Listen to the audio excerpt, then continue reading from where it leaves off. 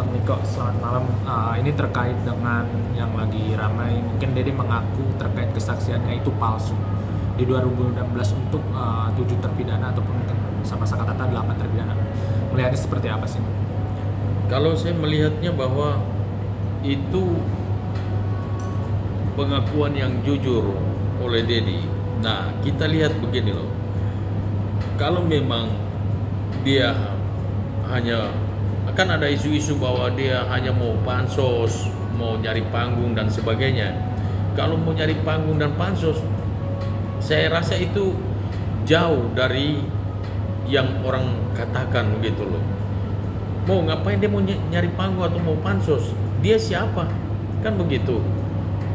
Kita lihat bahwa dalam pernyataannya dia bahwa dia berbicara yang sesungguhnya. Dia berani mengatakan bahwa saya siap untuk masuk penjara menggantikan yang 8 orang itu ya, 8 dan 7 sekarang kan, 7 orang. Dia siap untuk menggantikan. Dan saya pikir kalau dari menurut saya ya, pernyataannya Dede ini benar. Tapi Dede sendiri bisa dijerat pasal kesaksian palsu nggak sih Bang? Kalau terbukti 242 Berapa? 7 tahun ancamannya 7 tahun penjara. Tapi bisa dibuktikan nggak dia bohong? Ya kan? Kalau menurut saya dia nggak bohong. Ya, karena orang ini sebetulnya orang yang polos. Cuma karena ya pada saat itu mungkin dia dalam tekanan sehingga dia berani berbohong. Sekarang kan dia hidup tidak tenang, tidak nyaman. Melihat 8 orang, sekarang tinggal 7. 7 orang ditahan seumur hidup lagi. Itu dia merasa terganggu. Karena merasa tidak nyaman, tidak sejahtera, itulah makanya dia berani mengeluarkan pernyataan bahwa dia dipaksa oleh Rudiana dan Ayep. Dan saya menduga bahwa pernyataan dia ini benar ini. Terus gimana nih Bang yang terbaru sekarang sidang PK Sakatatal, tanggapan Abang seperti apa? Mungkinkah ada peluang untuk menang untuk PK ini? Saya yang penting lawyernya Sakatatal ini, Farhad Abbas dan rekan-rekan ini, dia bisa membuktikan bahwa betul-betul Sakatatal novumnya itu ya, novumnya dia. Saya nggak tahu mereka ambil novum dari mana, saya belum baca juga gugatannya seperti apa. Tetapi kalau dia punya novum yang kuat atau bukti baru yang kuat, kayaknya bisa lolos. Apalagi bisa dikabulkan itu permohonan mereka. Apalagi ahli pidananya mereka itu hebat-hebat semuanya. Terus saksi-saksinya, oh Pak Ugroseno nggak main-main loh, Pak Susno, dia kilar-kilar semua itu. Jadi ya peluang untuk bebas sih saya lihat Besar ya? besar sekali. Oke Bang, sebelum lanjut, berarti Abang optimis juga dengan PK Sakatatal ini akan menang? Saya nggak bil, saya kan bukan lawyernya, jadi soal optimis nggak optimis, tetapi saya doakanlah kalau memang Sakatatal ini bukan pelaku pembunuhan dan pemerkosaan ini, saya berdoa dan berharap supaya biarlah keadilan bisa diperoleh juga oleh Sakatatal seperti Peggy Setiawan. Tapi soal Peggy yang terbaru nih Bang, yang disinggung oleh Nikita Mirzani karena belum bertemu secara langsung dengan Kang Deddy Mulyadi, itu gimana Bang? Ramai juga nih di media. Nah itu saya mau sampaikan juga kepada Nikita Mirzani supaya Nikita Mirzani harus paham Peggy Setiawan itu siapalah dialah. Dia hanya seorang kuli bangunan, seorang biasa, orang miskin, gak punya apa-apa. Dan kemudian dia dibela oleh sekitar 70 pengacara ya, 70 penasihat hukum. Nah, maksud Peggy Setiawan itu bukan apa-apa.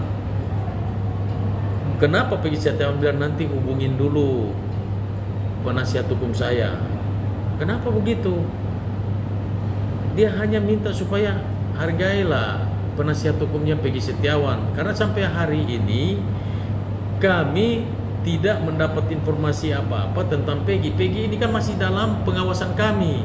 Kami itu hanya khawatir terjadi sesuatu dengan Peggy Setiawan.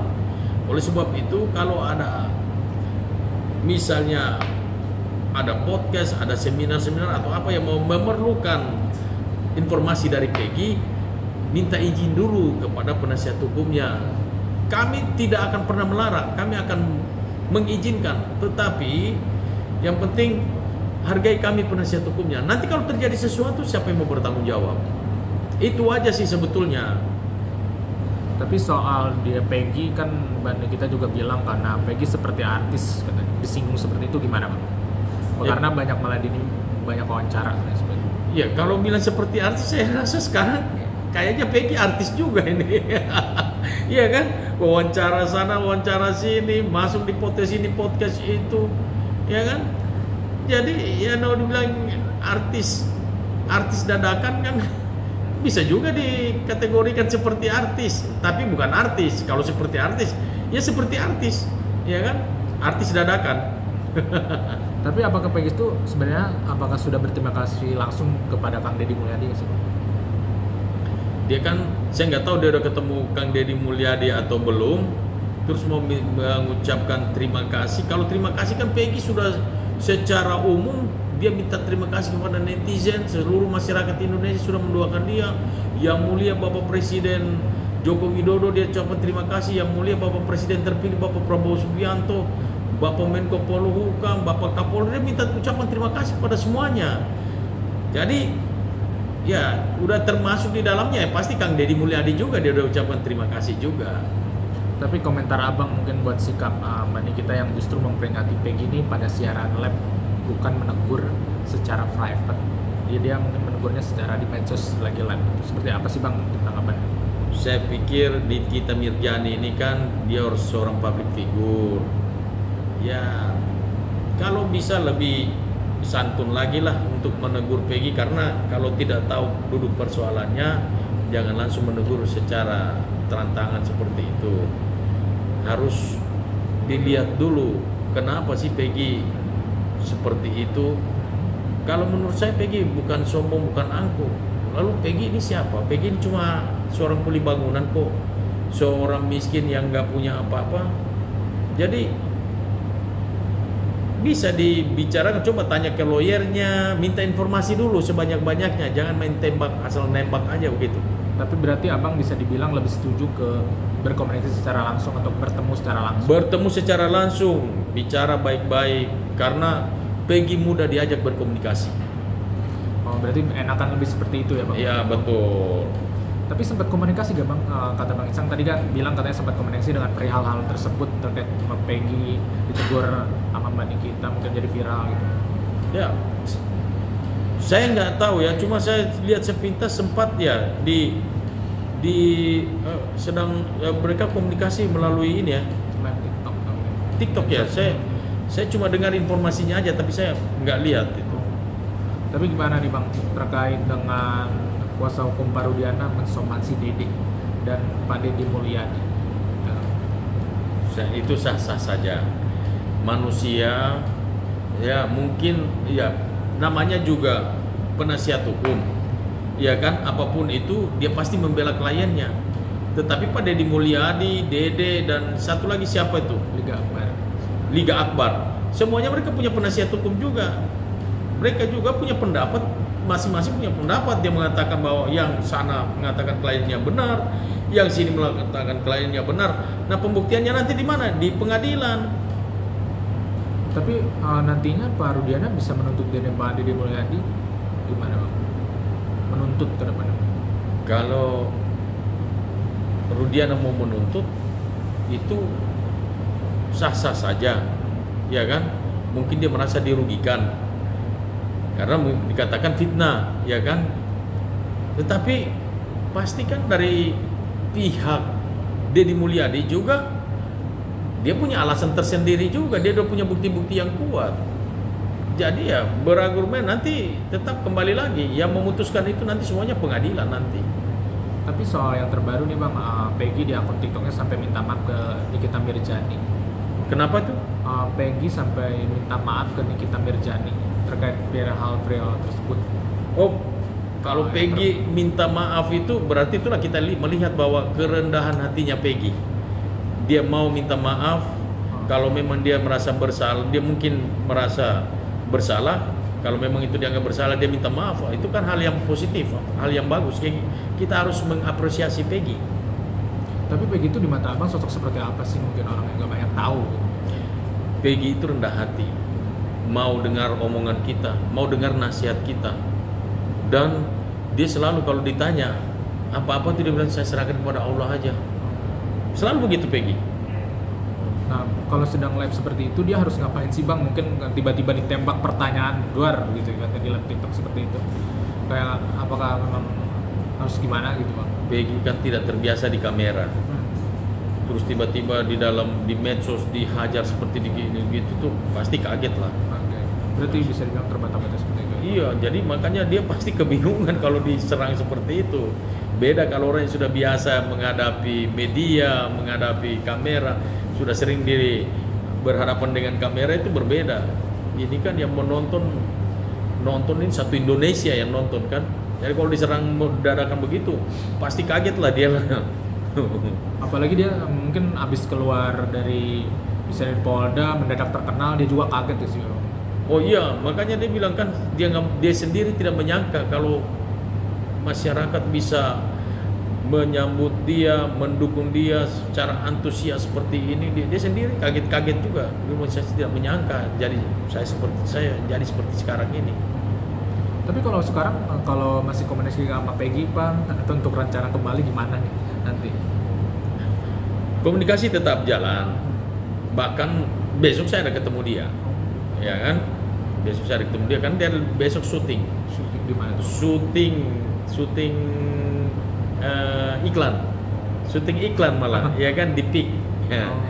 Besok saya akan ketemu dia jam 3 sore. Jadi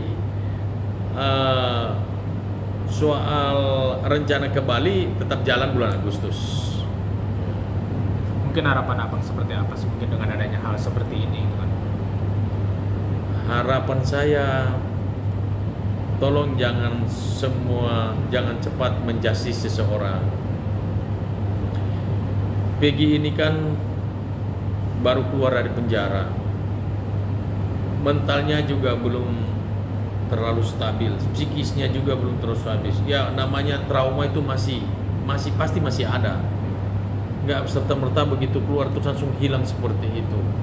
Jadi kalau ada kesalahan-kesalahan dari Peggy Setiawan, saya berharap masyarakat Indonesia maupun netizen jangan menjustis dia, karena setahu saya menjustis dia seperti seakan-akan Peggy ini sudah melakukan kesalahan besar. Nah ini dia juga orang biasa yang minta maaf, pendidikannya juga kan terbatas juga, dan orang baru keluar dari penjara mengalami tekanan mental, psikis yang begitu luar biasa, lalu keluar baru bebas, terus tiba-tiba kita mau menjustis dia, marah-marah ke dia, menyalahkan dia. Jadi saya berharap bahwa mari kalau ada kesalahan-kesalahan yang dilakukan oleh Peggy Setiawan, coba komunikasi dengan Peggy-nya secara langsung atau kepada lawyernya, tim penasihat hukumnya Peggy. Coba kita bicara baik-baik. Saya yakin bahwa tidak ada masalah yang tidak bisa diselesaikan. Dan harapan saya kepada Peggy juga tetap rendah hati. Karakter kuli bangunan, ulang-ulang saya sampaikan, karakter kuli bangunan itu selalu ada dalam diri kamu Peggy. Walaupun kamu bukan kuli bangunan lagi, tetapi karakter kuli bangunan. Apa itu karakter kuli bangunan? Rendah hati dan kerja keras, dan terutama mengutamakan Tuhan. Sholat 5 waktu, jangan pernah berhenti. Bang, satu lagi mungkin bisa dibilang dari kuasa hukum itu tidak pernah membatasi untuk Peggy ya mungkin. Tapi mungkin lewat kuasa hukum justru mungkin Peggy lebih aman di sini. Sepakat, kami tim kuasa hukum tidak membatasi Peggy mau kemana-mana. kalau Nikita Mirjani mau undang Peggy ke potesnya, kami bisa antar. Ya langsung Peggy di situ, tapi maksudnya kami menjaga Peggy karena Peggy ini kan masih perlu dalam pengawasan penasihat hukum. Begitu. Oke Bang, terima kasih.